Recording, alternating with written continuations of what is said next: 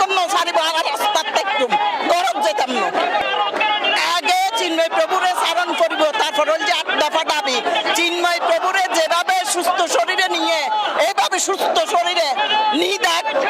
শরীরে থানা দাগ নয় মতন আর ফিরে জম করিব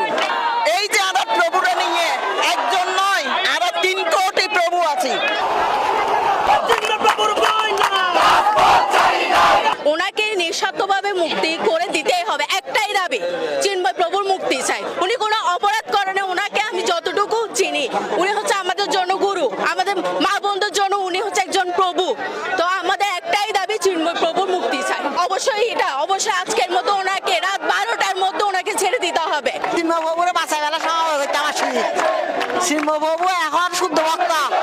এখন ফাঁড়ি না করে ইবে হিন্দু সনাতনীলে মাথা দেয় সনাতনী বাঁচাই বেলা হিন্দু আমার তু আমার ইয়া হতে লাগবে আর প্রভু লাগবে জি লাগবে শক্তি আছে গোবিন্দ শক্তি আছে নৃসিংহদেবের শক্তি আছে রাধা গোবিন্দের শক্তি আছে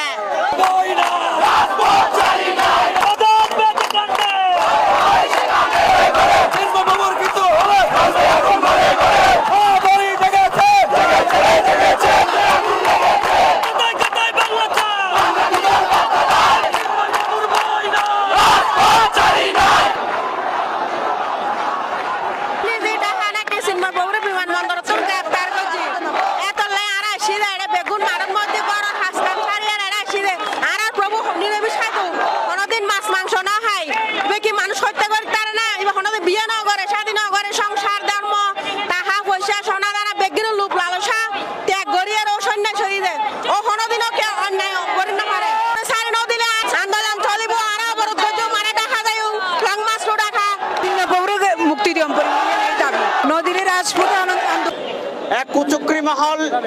লেগে পড়েছে তাই আমি সকল সনাতনী সমাজকে আহ্বান করছি আপনারা সকলেই চেরাগি পাহাড়ের মোড় প্রাঙ্গণে এসে এবং প্রতিটি জেলায় আমাদের 64টি জেলার মধ্যে এই সমাবেশের আয়োজন করার জন্য আপনাদেরকে জানাতে চাই একটা জিনিসেই আমাদের 8 দফা আন্দোলন যদি চিন্ময় প্রভু না আমাদের সনাতনী যে 3 কোটি সনাতনী আছে সবাইকে নিয়ে গেল আমরা এই রাজপথ ছাড়ব না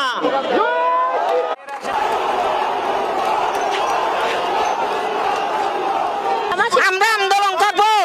আমরা সবাই একজোট হব আমরা এখানে আন্দোলন করে যাব